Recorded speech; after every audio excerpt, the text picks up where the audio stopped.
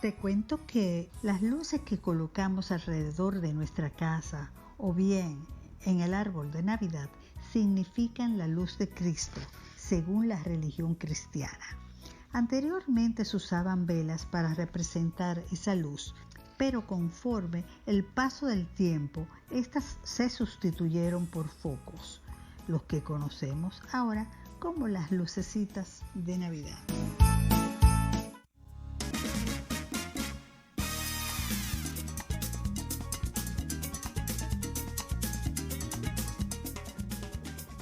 Nosotros hablamos muchos aquí tras bastidores y hoy tenemos un invitado muy especial para nosotras, que es el licenciado Luis Felipe Aquino, presidente de la Bolsa Turística del Caribe. Tiene mucho que decir, de manera que ustedes quieren saber profundamente de él, googleelo, porque me pasaría varios programas hablando de él y pronto vamos a hacerle un perfil humano. Pero Luis Felipe estuvo en Manta, Ecuador, dando una conferencia sobre turismo, que es su peritaje, y él nos va a comentar mucho de su experiencia y su parecer en ese congreso. Saskia, vamos a darle la bienvenida a Luis Felipe. Claro que sí, Luis Felipe Aquino, una persona que da cátedra de lo que es turismo en República Dominicana por los años que tiene enrolado en este ambiente. Estábamos hablando tras bastidores, él no estaba presente, pero me voy a aprovechar un momentito para una presentación breve. Como es una persona de una capacidad inmensa en cuanto a turismo, y que nunca se ha habido como que una información que le haya dado haya sido incorrecta o con falsedad.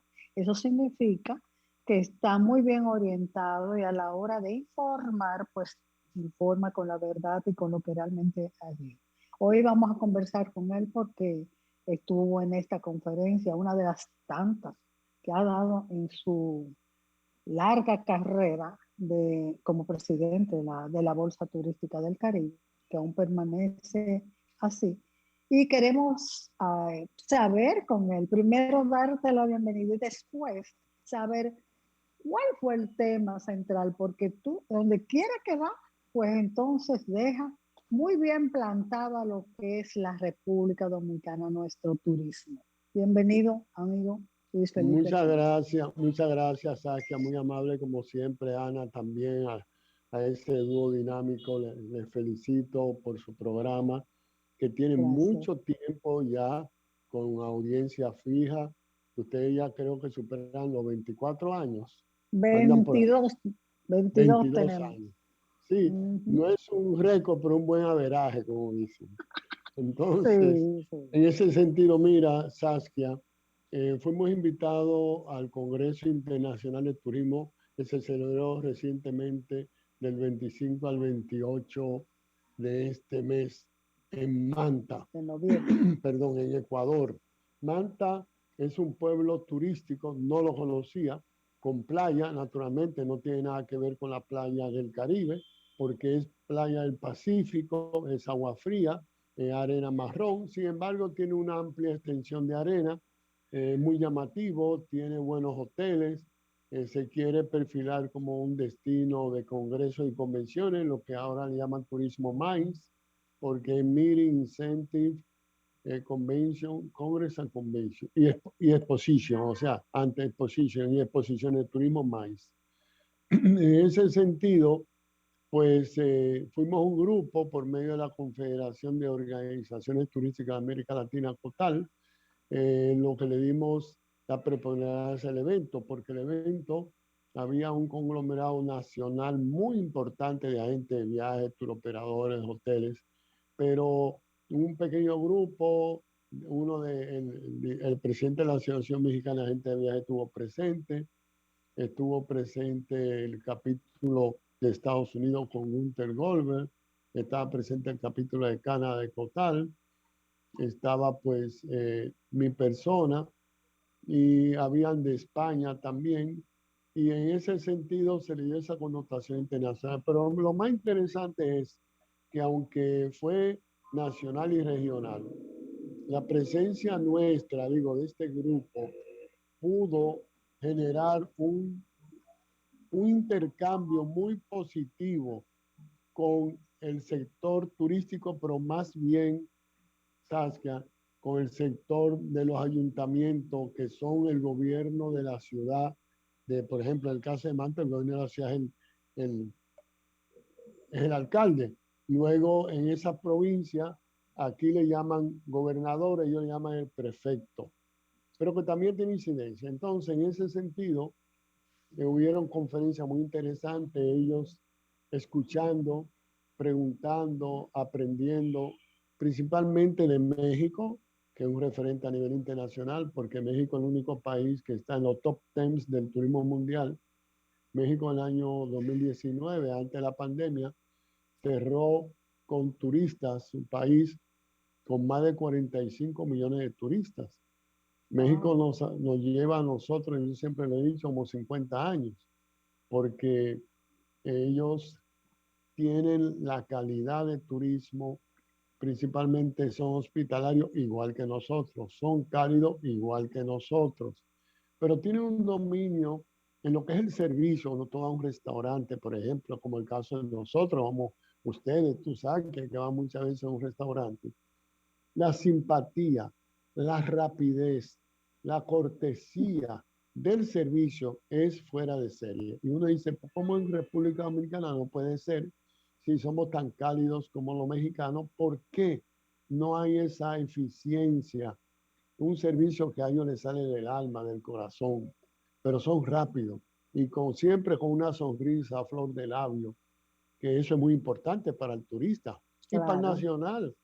Porque si tú vas con tu familia a un restaurante y que tú sabes que el restaurante es acogedor, está bien ambientado, está bien climatizado, la decoración es buena, el personal está nítidamente vestido y la comida es excelente. Pero ¿qué te hace la diferencia? El servicio, el camarero. ¿Con qué? Con su cortesía natural. Y eso todavía a nosotros nos falta. Se está superando, pero nos falta todavía mucho. Y los mexicanos son muy rápidos en la comida. Cuando te traen, el servicio es rápido. Y están pendientes y anotan, por ejemplo, los platillos. Si tú pediste salmón y yo pedí carne, te lo llevan. Aquí muchas veces, no sé a usted le ha sucedido, que tú pediste el salmón y yo la carne, a mí me ponen el salmón y a ti la carne. Y tú le tienes que decir, no, perdón, yo no pedí aquel. Ay, perdone. No sé si te ha pasado alguna vez. Sí, claro. Entonces, sí, y eso denota naturalmente debilidad que en lo que cuanto a turismo se refiere, pues deja que desear. ¿Por qué? Porque mira, los países tienen lo que se llama ventaja comparativa, el patrimonio natural, de playas, montañas, fauna, flora, en la ventaja en infraestructura bien moderna, buenas carreteras, buen internet, buena señalización en la carretera y todo. Y luego buenos restaurantes, buenos hoteles. Pero la ventaja comparativa que diferencia a un país a otro está en la gente. De luego, República Dominicana es un referente en cuanto a la gente. Aquí la gente se vuelve loco porque como se dice que tenemos el complejo Guacanganariz, que atendemos mejor al visitante que al nativo. Sin embargo, tenemos que superar la calidad del servicio y tenemos que superar y estandarizar la higiene y manipulación de los alimentos en la cocina, en la preparación. Eso es fundamental. Entonces, eso fue parte de los tratados y de los ayuntamientos, la prefectura en Manta y Ecuador, que querían conocer cómo se ha desarrollado el turismo en nuestro país, en México, aquí. Eso fue el interés principal. Tengo entendido que su charla obtuvo mucha ovación del público, porque tengo algunas personas por allá que me informaron. y además su conferencia fue acerca de la preservación y valoración del patrimonio natural, histórico, cultural para el desarrollo sostenible. ¿Qué impacto, qué fue lo que más impactó dentro de su conferencia? Bueno, mira, en primer lugar, ustedes saben que después de la Segunda Guerra Mundial, en el 45, lo que permitió el desarrollo del turismo, que estaba incipiente, naciente, porque nace en el siglo XIX y realmente y con inicio en la industrialización. Pero lo que permitió el boom del despegue del turismo fue el derecho adquirido a las vacaciones por el ser humano cuando aparece por primera vez la legislación, una legislación con un sentido jurídico laboral, donde da el derecho a la vacación a los trabajadores, ¿verdad? Se celebró un 1 de mayo la primera reclamación de esa reivindicación en Estados Unidos, pero fue reprimida, eso fue a comienzos de los 1860 y tanto. Pero son los franceses que realmente reivindican lo que sus homólogos norteamericanos, obreros, pedían, porque el trabajo, todavía no había una legislación laboral que estipulara horas de trabajo, no. El trabajo lo señalaban la luz del día. En invierno los días son más cortos, entonces se trabaja desde el alba hasta que caía la noche. Y en el verano los días son más, perdón, en el invierno los días son más cortos, ¿verdad? La claridad es más corta y en el verano es más amplia. En el verano se amanece más temprano y oscurece más tarde. Eso es aquí, que más o menos en verano todavía a las 7 de la noche es de día, aquí.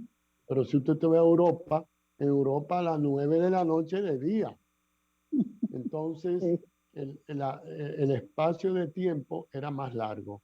Trabajaban 12 horas hasta sin descanso. Niños sin distinción de edades. Eso no se había regularizado y se hace principalmente en esas reivindicaciones sociales del siglo ya XIX, ¿verdad?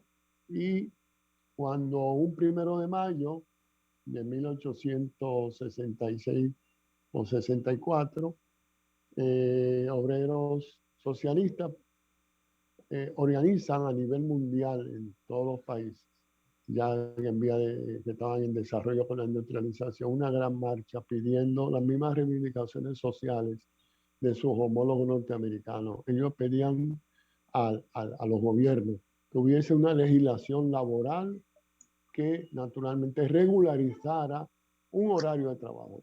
Segundo, pedían que hubiese el derecho adquirido de las vacaciones, no habían vacaciones. Tercero, que esas vacaciones fueran remuneradas, entiéndase, pagadas, eso no existía. Cuarto, pedían el derecho gratuito a la educación. Todavía, ya en inicio del siglo, del siglo XX, ahora estamos en el XXI, ¿no es cierto? El siglo XX todavía, y más después de la Segunda Guerra Mundial, todavía no había el derecho del ciudadano en base a una legislación a la educación. O sea, me explico, como nosotros tenemos en todos los países escuelas públicas, universidades públicas, en la escuela pública no se paga. Eso no existía. Cuando se logró esto después de la Segunda Guerra, cantidad de aviones militares que se utilizaban para el transporte de tropas, se pasaron ya y se adecuaron para la parte comercial. Apareció el pasaporte como un documento de pase de frontera que permitió, porque antes eran, no, algunos países daban visado, otros no, dependiendo de las relaciones, y si no, salvoconductos. Cuando aparecieron las técnicas de marketing, que el boom del turismo se produce en el año 1966, cuando Estados Unidos aplica las técnicas del marketing a la industria de viajes, entonces te preparan el famoso package, el paquete, un empaquetado, donde te daban el precio del avión, donde estaban el alojamiento, donde estaban la alimentación, te incluían City Tour, y eso se vendía por un precio, un paquete, el package. Eso revolucionó la comercialización de los viajes, el desarrollo de la aviación, los viajes. Entonces concomitantemente todo el mundo empieza a viajar, pero ya tiene las vacaciones adquiridas el obrero. y el empleado. ¿Y dónde se desplaza? En las vacaciones. Y eso permitió ese boom del turismo. Ahora bien, hay una situación, Saskia y Ana, que le pone los pelos de punta. Y es que nosotros, después de la Segunda Guerra, hubo un crecimiento acelerado y exponencial de desarrollo, pero no sostenible. Ahí vino el rock, la fabricación de los automóviles, ¿verdad? Todos los productos manufacturados, el conflé, todas esas cosas que facilitaron la comida rápida, todas estas facilidades que fueron ganando terreno. Pero si tú recuerdas, Saskia, cuando la leche es rica, no, lo más seguro tú no lo recuerdas, yo sí, le ponía al principio la botella de vidrio en las puertas, que pasaba un camión repartiendo la leche. Eran de vidrio. Yo creo que todos vivimos esa experiencia, ¿verdad, Saskia? Sí, la dejaban en la puerta. En la puerta, y la tapita era como de un cartón como encerado con un alambrito que estaba amarrado. Y la tapita se coleccionaba también. También. Ah, bueno. Tú ves, eso lo dijiste tú. Exacto. Entonces, pero fíjate que en los últimos 50 años, como discúlpame la expresión un poco, ¿verdad? Prosaica eso, nos hemos cargado el planeta. Cuando aparecieron los plásticos, desaparecieron las botellas de vidrio y todo lo que es de vidrio. Y en 50 años hemos sobredimensionado con la fabricación de plástico, contaminando al planeta a grados exagerados, hasta tal punto que, como yo le decía a unos amigos, si entra a Google y busca islas de plástico en el océano, te va a encontrar en el Atlántico Norte una isla con cantidad de plástico flotando, ¿verdad? Más grande que el territorio de los Estados Unidos. Pero hay 3 ya así, enormes. Y lo peor, como dicen los gobiernos de los países desarrollados, que eso costaría un dineral reunirlo, reciclarlo y tal. Pero el problema no es eso, es que se siguen fabricando plástico. Claro. Y están contaminando las aguas, se están contaminando todo. Dice que si seguimos así en 2050, ¿verdad? Y eso no está tan lejos. Por eso en 2050, estamos en el 21, faltarían 49 años. ¿Cuánto? 24, no estamos en el 2021. Perdón, sí, exacto. Bueno, en ese sentido, pues es grave lo que viene.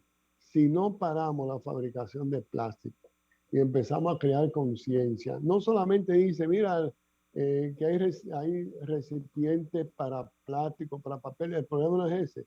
Por ejemplo, en los países como los nuestros, que no hay relleno sanitario, los vertederos, que es el destino final de la basura o de los desperdicios, pues ahí se junta todo, plástico con metales y tal, y ahí aparecen los llamados buzos, como le dicen en República Dominicana, buscando entre todo eso para sacar, limpiar y te venden las cosas, ¿verdad?, que encontraron ahí.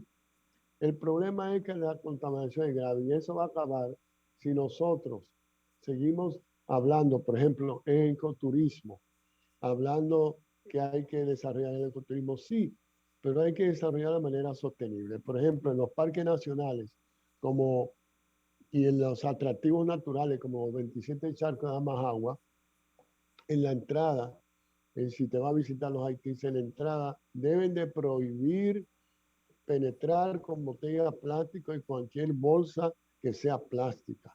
Y está prohibido tirar desperdicio dentro del parque, porque la única forma, primero hay que crear conciencia, pero también los gobiernos van a tener que tomar medidas drásticas y empezar a ver con el sector empresarial cómo van sustituyendo elementos contaminantes como el plástico, porque en Puerto Rico, por ejemplo, perdón, que es una isla que está al lado de nosotros, uno va a JPenny y no te dan bolsa plástica. Las bolsas son de papel, que es biodegradable. Tú compras tu ropa, pero te la dan de papel y no es que te la dan, tiene un precio, dependiendo del tamaño, 10 centavos, 25 centavos de dólar, tú la compras. Y en los supermercados están las bolsas plásticas ya no se ven. Aquí no. Y la contaminación es grande. Todo lo que va en lo que nosotros le llamamos las cañadas en esos barrios, son basureros llenos de plástico, que son elementos plásticos para biodegradarse, tarda 100 años.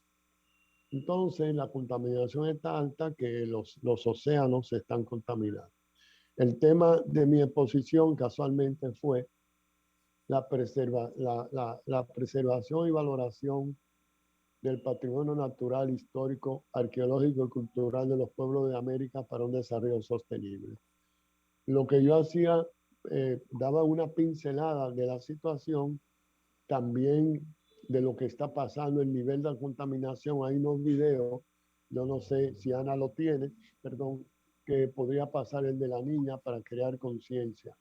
Porque, por ejemplo, en Brasil, cada día o cada hora se deforestan árboles, la flora, 10 veces más grande que un campo de fútbol. O sea, que es acelerado el proceso de deforestación, lo que naturalmente, ustedes lo saben mejor que yo, está incidiendo en el cambio climático. Se supone que ya para el año que viene va a haber un aumento de 1 grado centígrado por encima de la temperatura promedio que tenemos ahora. Y eso es alarmante. El calentamiento global en el cono sur, en lo que se llamaría el polo sur, pues está el polo norte, el sur, por donde está Chile, Argentina. Ahí existe el famoso glacial Perito Moreno. Ese glacial es un espectáculo que los turistas lo llevan a ver cómo el glaciar de momento se cae en pedazos por el calentamiento global. Entonces, de repente, no ni siquiera los glaciares, ya los osos polares y la fauna que viven ahí, las morsas, las focas, tienen que comer, porque muchos ya están contaminados, están desapareciendo por el calentamiento global. Bueno, el tiempo se nos agotó, ya nos pidieron Ya se agotó, pausa. ay Dios mío. Ya se agotó, pero tenemos que volver a traerlo porque quedaron muchas preguntitas e inquietudes sobre el turismo y sobre de lo que es el turismo sostenible, vamos a decirlo así. Sí. Para que hablemos de eso, porque de verdad que hay muchas cosas que nosotros tenemos que enmendar. Y enriqueciendo con que, imágenes que yo las tengo, cortitas, son cortitas. Sí, yo creo que ya la colocaron en nuestra entrevista, pero sí quedan pendientes otra entrevista más y más el perfil. Así que vamos a agradecerle a Luis Felipe Aquino, quien es el presidente de la Bolsa Turística del Caribe, que nos ha representado dignamente donde quiera que va, que estuvo con nosotros informándonos sobre esta última conferencia que celebró. De aquí a que finalice el año, que quedan unos pocos días, pues ya me imagino que dará como 10 conferencias más. Así que muchas gracias, Felipe. Vamos, la felicito a ambos y que sigan hacia adelante con su interesante programa. Gracias. Gracias por la oportunidad. Vamos a la pausa, señor director.